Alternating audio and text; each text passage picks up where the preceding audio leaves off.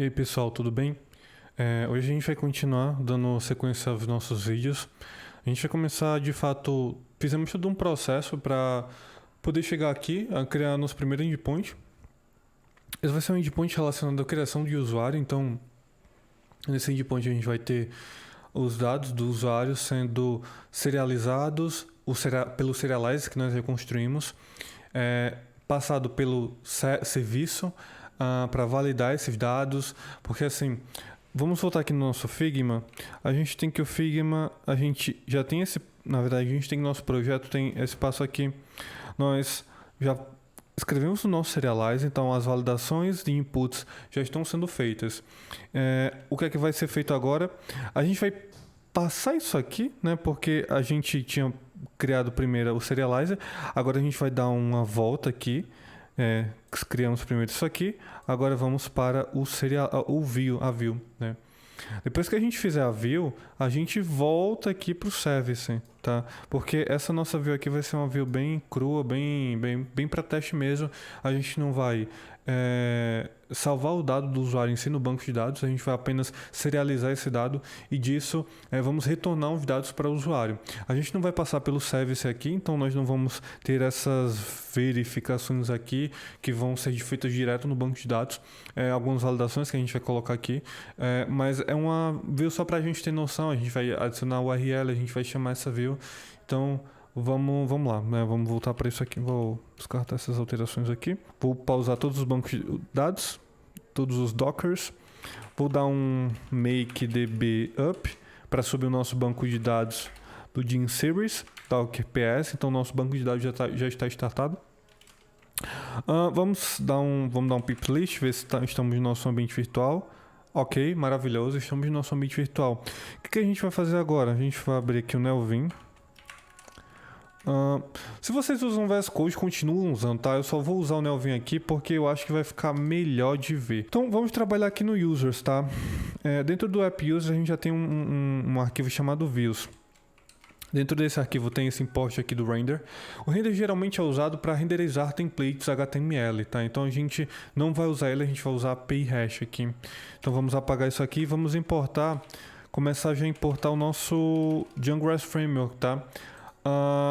Beleza, vamos lá, vamos importar aqui from REST Framework, import API, não, vamos importar aqui o views, import API view, tá?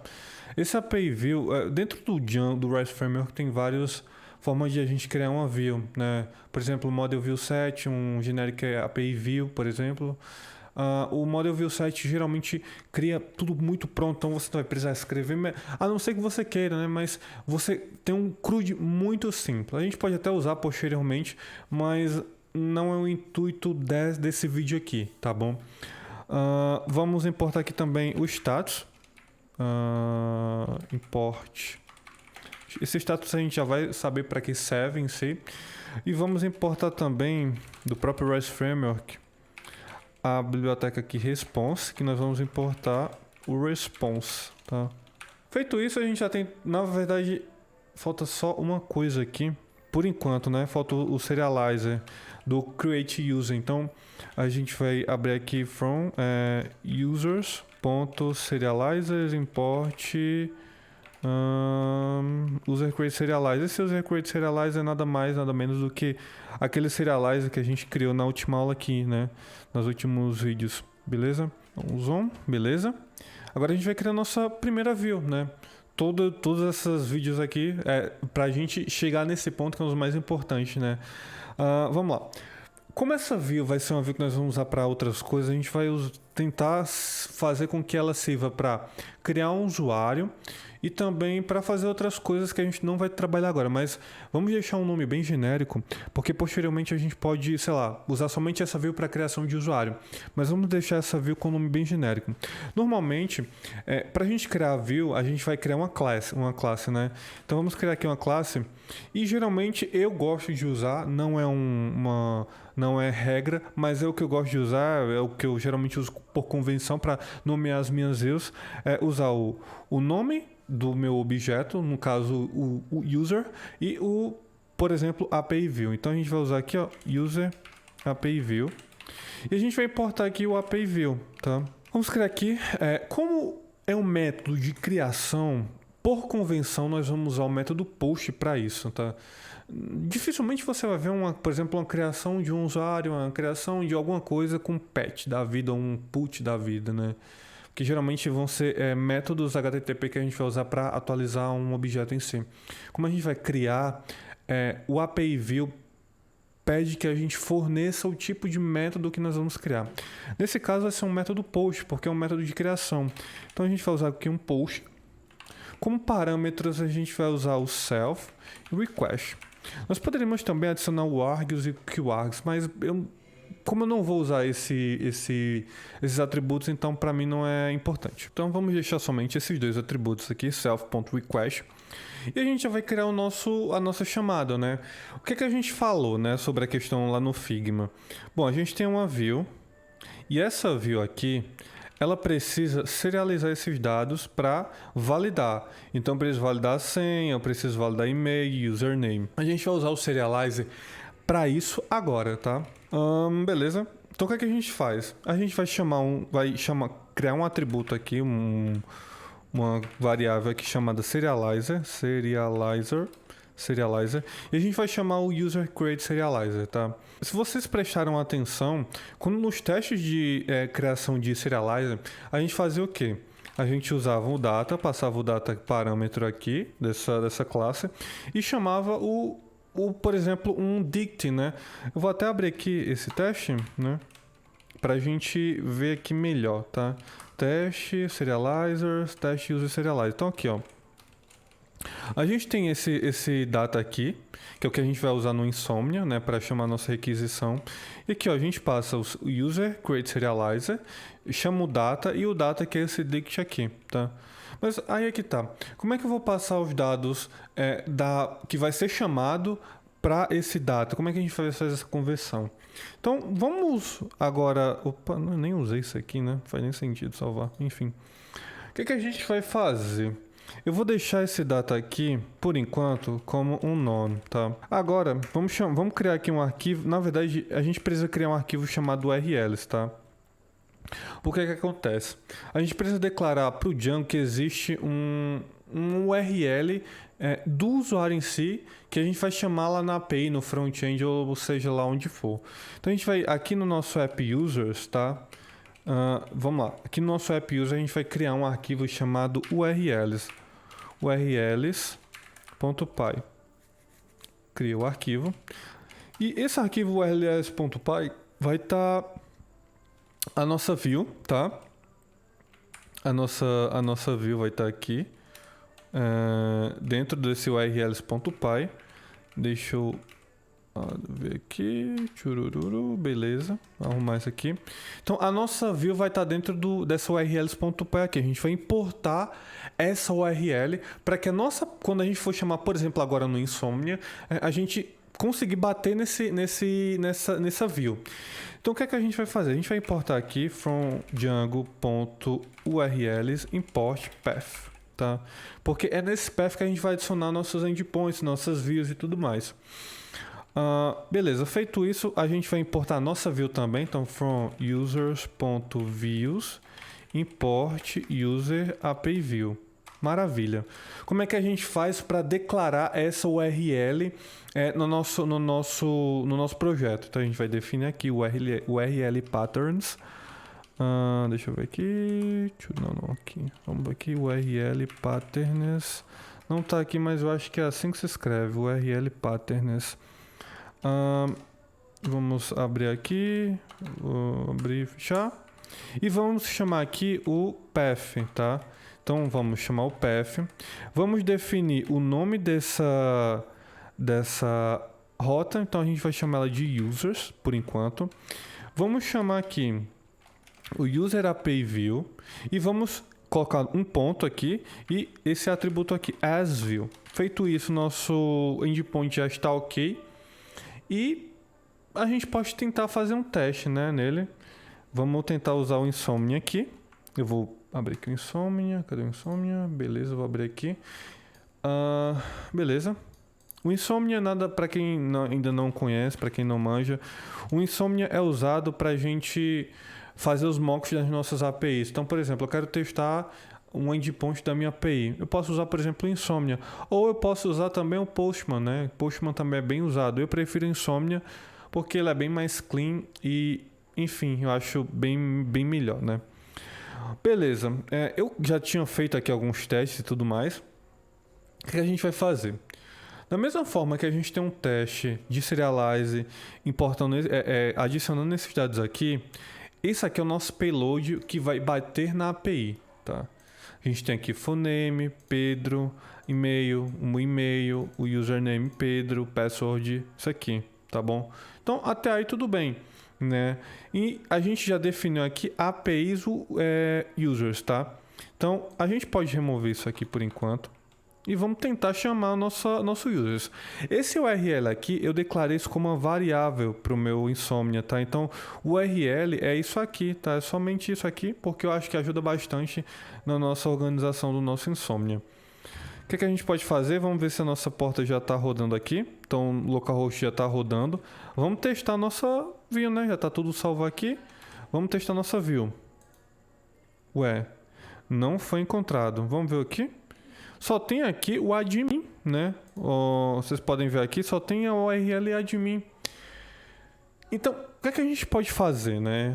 Eu fiz isso de propósito, claro, porque para vocês entenderem que eu adiciono a URL aqui, só que eu preciso declarar esse conjunto de URL patterns dentro do meu settings, mais especificamente dentro do meu URLs, do meu projeto, né? Do core lá do meu projeto. Então, eu vou abrir aqui.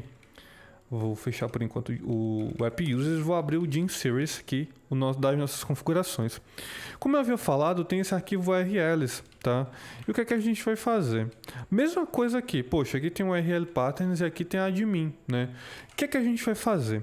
A gente vai incluir, tá? O nosso App User, né? O nosso App Users dentro dessas URLs, tá? Então, assim, é importante que nós definimos. Se a gente cria uma API, a gente precisa definir essa API dentro do URLs. Mais especificadamente dentro do URL das configurações do nosso projeto. Porque só assim a gente vai conseguir usar esse endpoint no nosso projeto. Então, vamos lá. Como é que a gente faz aqui? Para a gente incluir essas URLs do user dentro do nosso URL settings aqui, a gente precisa chamar aqui uma biblioteca do Django URL chamada include, tá? Então vou aqui chamar include path, praticamente a mesma coisa, path. Eu gosto sempre de definir um prefixo para minha API. Geralmente é o que eu vejo, o que eu já vi, no que eu já trabalhei. Geralmente o pessoal usa isso aqui, API v1, por exemplo, API v1, né? Ou, por exemplo, API v2. A gente vai usar somente API aqui. Então a gente vai usar o prefixo API mais o users, tá? A gente vai entender melhor isso aqui, tá?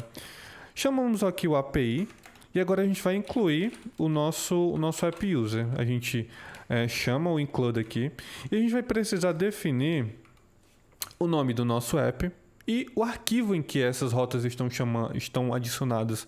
Então, no nosso caso, é o app users e o arquivo é URLs, tá? URLs. Feito isso, teoricamente está funcionando, né? Vamos aqui, já está salvo, beleza? A gente pode sair desse URLs. Vamos tentar chamar aqui de novo nosso endpoint. Não foi, por quê? Tem um prefixo API, tá? Então eu preciso adicionar aqui a API views, beleza? Então vamos lá. Chamei aqui. Opa, maravilha. O que é que está dizendo aqui? Esse método, essa API aqui, espera que seja retornado um response. Só que a gente não retornou nada, porque vamos voltar aqui e vamos ver como é que está aqui o nosso... A gente até pode fechar aqui o URLs.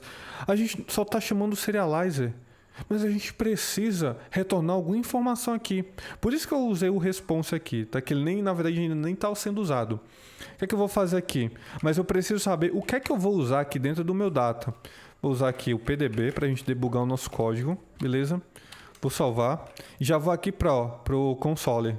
Vou chamar aqui de novo no endpoint de API. Vamos aqui e já parou.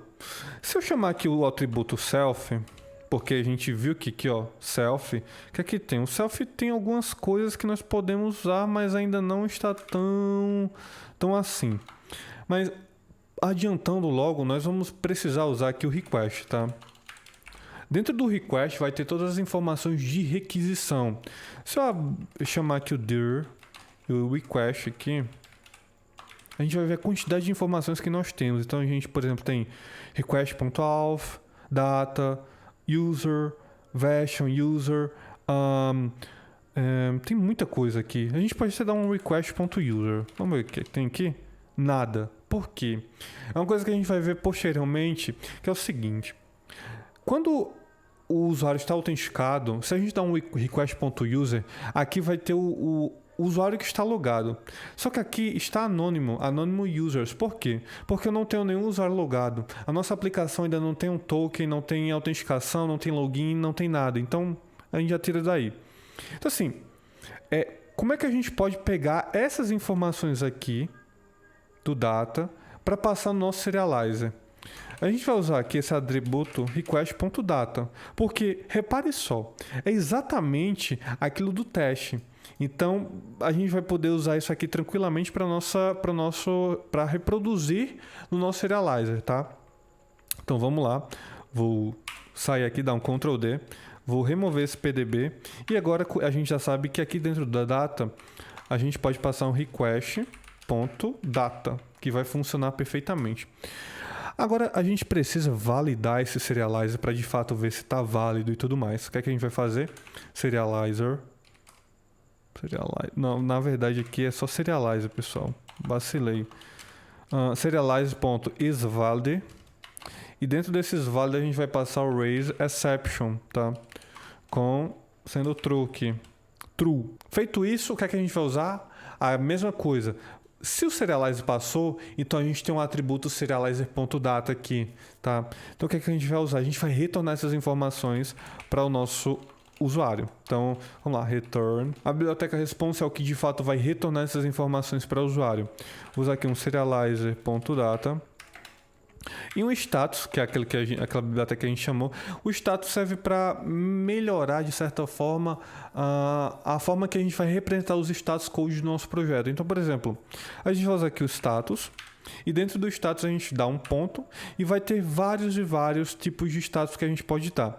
Nesse caso eu vou usar o HTTP 201 porque a gente está criando alguma coisa. Então vamos usar isso aqui e beleza. Vamos salvar e vamos testar aqui de novo no nosso Insomnia. Vamos ver se vai retornar. Vocês podem ver que retornou perfeitamente com 201. Se, por exemplo, eu não colocar o full name, deveria levantar uma exceção. E vamos ver como é que isso vai acontecer. Então aqui, ó, full name. This field is required.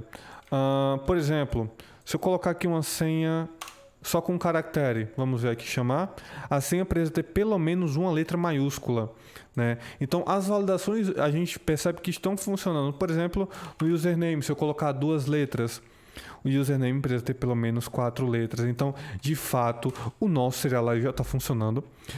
O que é que a gente pode fazer? Na próxima aula, a gente vai fazer alguns testes nessa API aqui, poucos testes.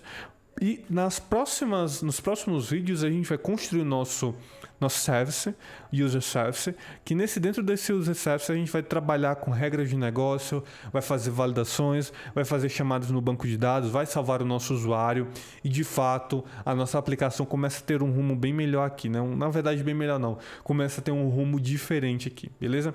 Então é isso, pessoal, espero que vocês tenham gostado. Qualquer coisa deixem aí nos comentários, valeu!